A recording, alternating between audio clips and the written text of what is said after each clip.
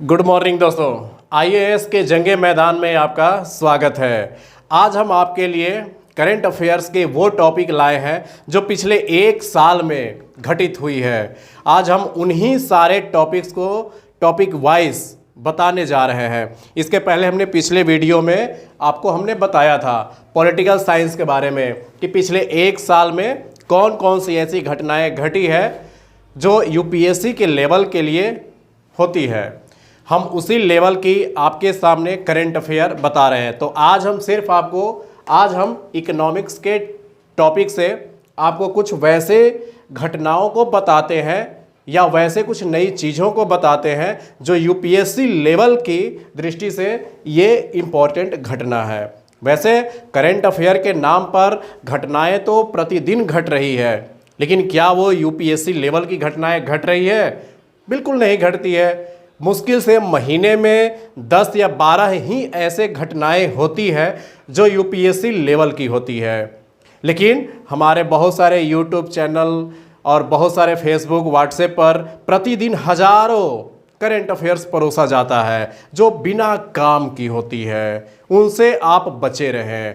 आप उन चीज़ों पे फोकस करें जो यूपीएससी अपने लेवल का ख्याल रखती है। तो 4 अक्टूबर 2020 को यूपीएससी ने अपना डेट क्लियर कर दिया है। आपके पास 4 महीने का और एक्स्ट्रा टाइम मिल गया है, लेकिन ये 4 महीना आपके पास देखते देखते बीत जाएंगे, पता ही नहीं चलेगा।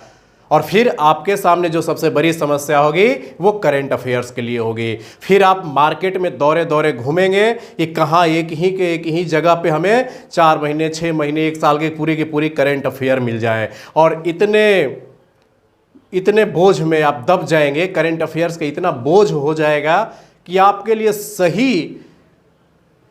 सही करंट अफेयर ढूंढना बहुत मुश्किल हो जाएगा कि वास्तव में सिविल सर्विस कौन सी घटनाएं पूछती है। तो हम उन्हीं एक साल की घटनाओं को आपके सामने टॉपिक वाइज रख रहे हैं।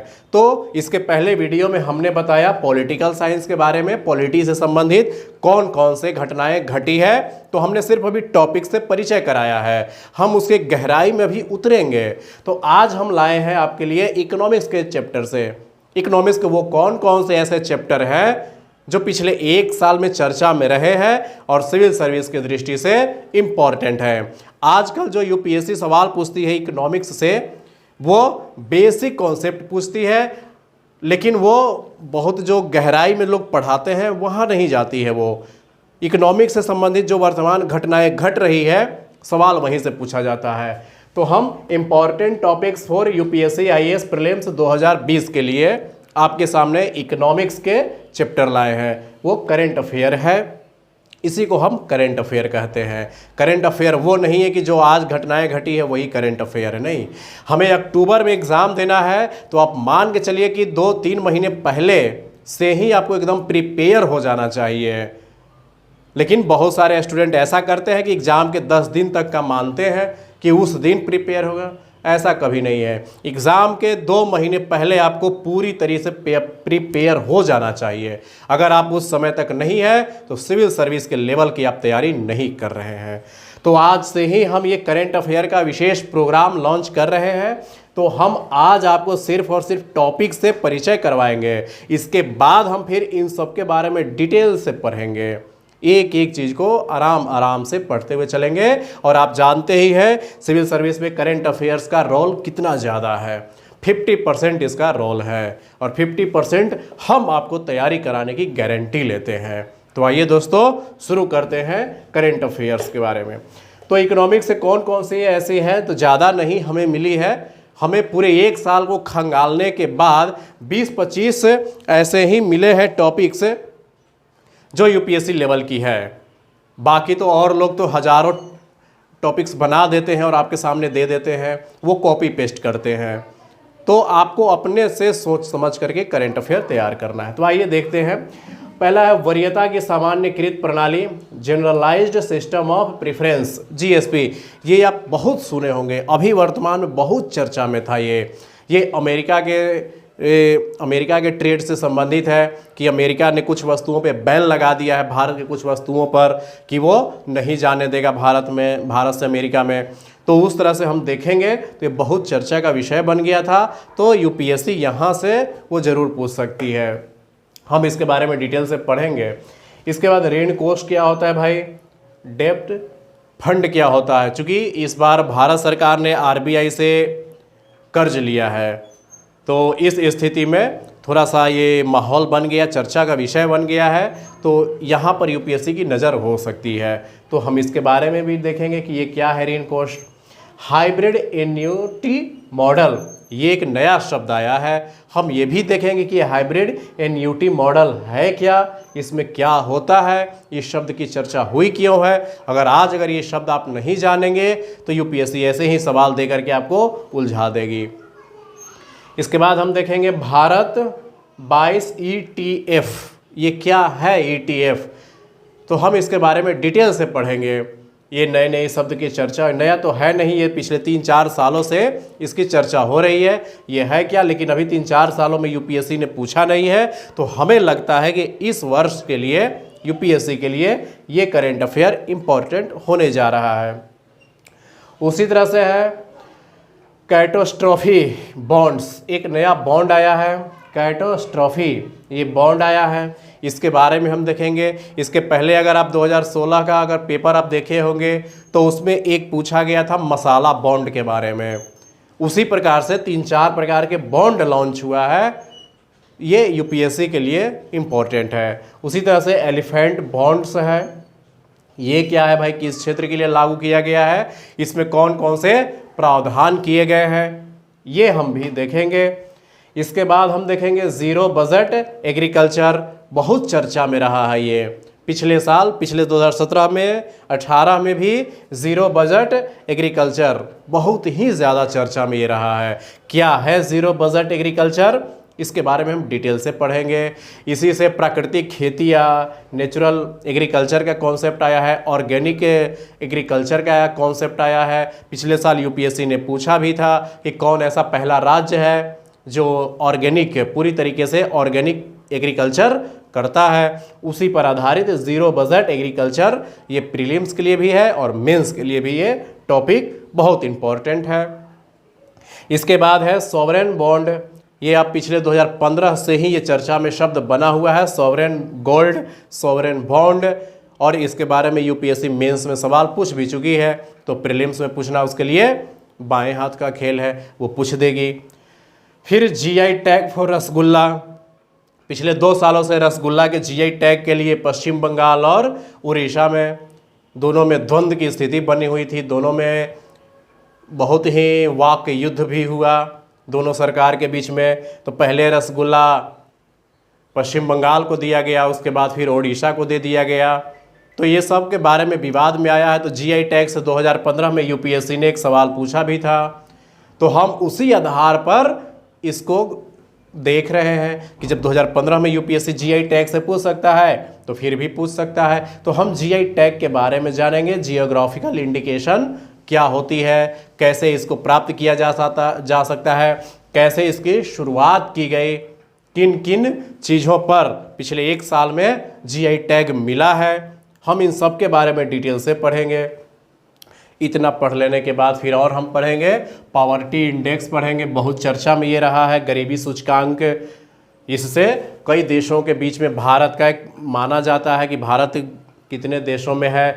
तो इस सब में सबसे ज़्यादा प्रीलिम्स के लिए तो यही पूछा जाता है, 2 चीज़ पूछा जाता है, या तो इस इंडेक्स को किसने जारी किया है, किस संस्था ने जारी किया है, और दूसरा ये पूछा जाता है कि इस पॉवर्टी इंडेक्स के पैमाना क्या क्या है, कौन कौन से पैरामीटर पे इसको मापा जाता है। तो ये 2 चीज़ें पूछी जाती है। 2016 में ये यूपीएससी ने ये सवाल एक बार पूछा था, इसे थोड़ा सा हट करके, कि ग्लोबल हंगर इंडेक्स में कौन कौन से पैरामीटर पे मापे जाते हैं। तो उसी आधार पर हमने ये तय किया कि हो सकता है पॉवर्टी इंडेक्स पिछले साल बहुत ज़्यादा चर्चा में बना हुआ था, तो हो सकता है इससे भी पूछा जा सकता है।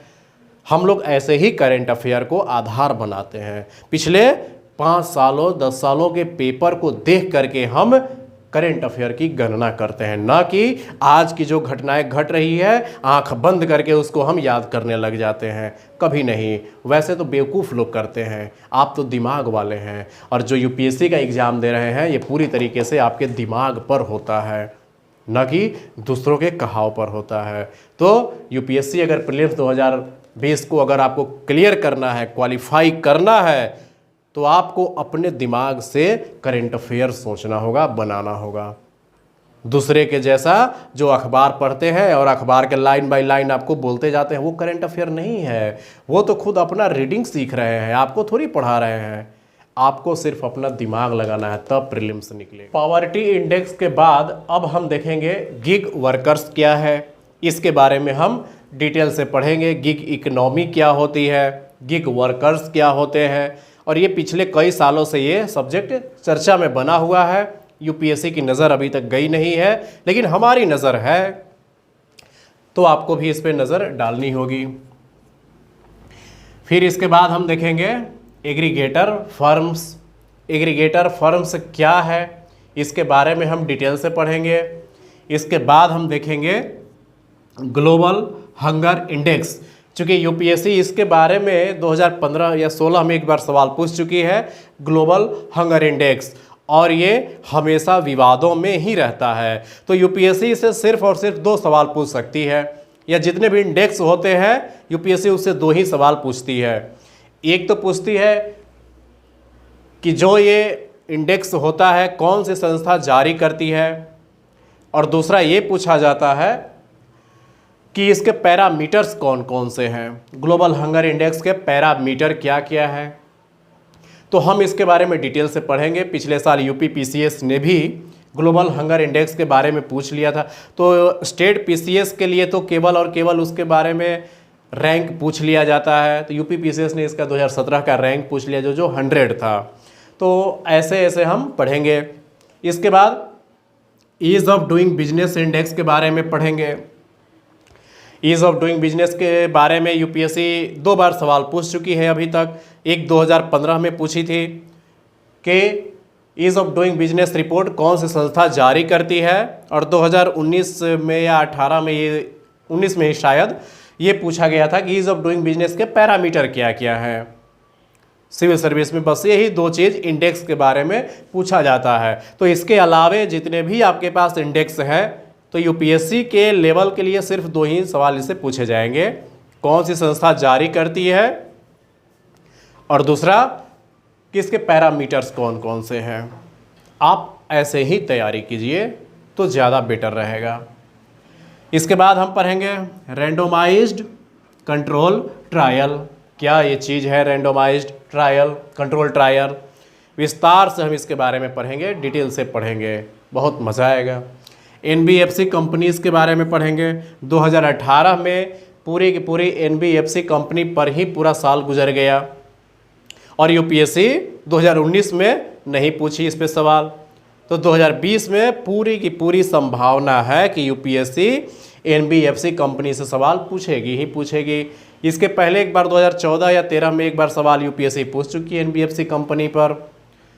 तो तैयारी ऐसे होनी चाहिए, ऐसा नहीं है कि कल जो घटना घटी है वही केवल करेंट अफेयर है। हमारे बहुत से स्टूडेंट यही चक्कर में लगे रहते हैं कि कल का जो अखबार में घटना घटी है वही करेंट अफेयर है। वो तो बिल्कुल नहीं है। करेंट अफेयर तो यूपीएससी के लेवल की वो होती है जो ये आज से 1 साल 2 साल पहले घट गई है और वो आज तक चर्चा में है। यूपीएससी वो देखती है, ना कि कल जो घटना घटी है वही होती है। तो बहुत सारे स्टूडेंट वही करने लग जाते हैं। बहुत सारे स्टूडेंट तो ऐसे होंगे जो अब यूपीएससी ने डेट क्लियर किया है तो अब से वो तैयारी फिर 0 से शुरू करेंगे, तो उनका तो लगभग नहीं ही होगा। बहुत सारे ऐसे कोचिंग संस्थान हैं जो अब से 0 से स्टार्ट करवाते हैं उनकी क्लास कि हम 4 महीने में आपको प्रिपेयर करा देंगे। कभी लाइफ में संभव नहीं है कि वो 4 महीने में यूपीएससी के प्रिपेयर करवा देंगे, संभव ही नहीं है। लेकिन स्टूडेंट भी वही है, फैकल्टी भी वही करवा रहे हैं। और करेंट अफेयर का तो हाल इतना बुरा कर रखा है इन सोशल मीडिया वालों ने कि उसकी बात ही ना पूछिए। ना स्टूडेंट को पता चल रहा है कि करेंट अफेयर पढ़ना क्या है, और ना ही फैकल्टी को समझ में आ रहा है। बस वो एक जरिया ऐसा बना लिए हैं कि बस अखबार, आज का जो अखबार निकला पूरी की अखबार लाइन बाय लाइन पढ़ा दो, वो करेंट अफेयर है। बहुत गलत तरीका है ये करेंट अफेयर्स का। करेंट अफेयर्स का मतलब है कि पिछले 2 सालों की घटनाओं का आप विश्लेषण करिए, और महीने में 5 से 10, इससे ज़्यादा घटना होती ही नहीं है यूपीएससी लेवल की। पूरे महीने में 10 घटना से ज़्यादा नहीं होती है, लेकिन बहुत सारे संस्थान महीने में इतना मोटे मोटे उनको नोट्स बनवा देते हैं करेंट अफेयर्स के। तो इन सब से आपको बचना है। अगर आप सिविल सर्विस के वास्तव में स्टूडेंट हैं, एस्पिरेंट हैं, तो आपके महीने में 15 से 20 से ज़्यादा करेंट अफेयर नहीं, 10 से 15 होना ही नहीं चाहिए, मुश्किल से 10 से 12, इससे ज़्यादा घटनाएं नहीं हैं। तो आज से ही आप अपना दिमाग का इस्तेमाल कीजिए। दूसरों के जो अखबार पढ़ देते हैं, न्यूज़पेपर पढ़ देते हैं, और ख़ास करके द हिंदू का चलन तो काफ़ी जोरों पर है, पढ़ देते हैं और आपको लगता है कि हम करेंट अफेयर तैयार कर लिए हैं, वो तो 0% है, कुछ नहीं होता है उससे। तो चलिए आते हैं, एनबीएफसी कंपनी 2 साल पहले घटना घटी है, लेकिन आज तक इसका प्रभाव हो रहा है हमारे देश में। पूरी की पूरी कंपनियों पे प्रश्नचिन्ह लग गया है कि ऐसे कंपनियों का भविष्य में क्या होगा। तो ये सवाल यूपीएससी के लिए इम्पॉर्टेंट है। इसके बाद हम देखेंगे एडजस्टेड ग्रॉस रेवेन्यू, एजीआर के बारे में बहुत ज़्यादा चर्चा में ये रहा है। इस रेवेन्यू के हिसाब से यूपीएससी बहुत इम्पॉर्टेंट है, हम इसके बारे में पढ़ेंगे। क्रिप्टो करेंसी के बारे में तो आप जान ही रहे हैं, 2017 से ही इतना चर्चा में रहा है क्रिप्टो करेंसी कि मजबूरन यूपीएससी को 2017 में इसको देना ही पड़ा, और क्रिप्टो करेंसी दे दिया है। लेकिन अभी इससे सवाल पूछे जाने की संभावना बरकरार है, क्योंकि ये आगे भविष्य के लिए बहुत ज़्यादा प्रभाव डालने वाला है। क्रिप्टो करेंसी वर्चुअल करेंसी का स्थान लेने जा रहा है। तो इसलिए यूपीएससी तो वही चाहती है कि आज की जो घटनाएं हैं वो भविष्य में कितना प्रभाव डालती है, वही तो वो देखती है। फिर इसके बाद हम देखेंगे ब्लू डॉट नेटवर्क। ये कौन सा नेटवर्किंग साइट है भाई ब्लू डॉट नेटवर्क, क्या ये कमाल कर रहा है? तो इन सब के बारे में हम डिटेल से देखेंगे। एक और टॉपिक है हमारा जीएसटी से संबंधित। जीएसटी आपको पिछले अगले 4-5 सालों तक आपको पीछा नहीं छोड़ने वाली है, कोई ना कोई एक सवाल यहाँ से डाला ही जाता रहेगा आपसे। तो हम क्या अब करेंगे, आज तो हमने सिर्फ आपको टॉपिक्स बताए हैं। मैं तो अपेक्षा ये करता हूँ यूपीएससी एस्पिरेंट से, ओरिजिनल यूपीएससी एस्पिरेंट से, कि वो हमारे भरोसे न रहे। हमने आपको ये तरीका बता दिया है कि अगर यूपीएससी प्रीलिम्स 2020 का एग्ज़ाम दे रहे हैं और इकोनॉमिक्स चैप्टर से जो भी करेंट अफेयर्स आएंगे, तो हमने 20 ऐसे टॉपिक्स निकाले हैं, घटना निकाला है हमने, यहीं से सवाल पूछे जाएंगे। 20 में से आप मान के चलिए कि 5 तो करेंट अफेयर आपको यहीं से पूछा जाएगा, और 20 में से अगर इकोनॉमिक्स का 5 करेंट अफेयर अगर आप सही बना देते हैं, आपका सिलेक्शन श्योर है। इसके बारे में हम डिटेल से फिर लाएंगे, पढ़ेंगे। वैसे अगर आप कोशिश करिए तो इसके बारे में डिटेल से आप अपना नोट्स बना लीजिए। नहीं भी बनाते हैं तो कोई बात नहीं है, हम आपके लिए इसके बारे में डिटेल से लाएंगे। इसके बाद फिर हम अगले टॉपिक्स के बारे में लाएंगे, अंतर्राष्ट्रीय मामलों से संबंधित लाएंगे, या और भी टॉपिक्स हैं, जियोग्राफी से टॉपिक है, हम उस सबको पहले अभी आपको टॉपिक्स की लिस्ट बता देते हैं, इसके बाद फिर हम डिटेल से आएंगे। तो दोस्तों इस वीडियो को देखिए, शेयर कीजिए, लाइक कीजिए, और उन तमाम स्टूडेंट के पास पहुंचा दीजिए जो स्टूडेंट वास्तव में है यूपीएससी एस्पिरेंट है और उन जिनको ये बहुत ही ज़्यादा ज़रूरत है। धन्यवाद दोस्तों।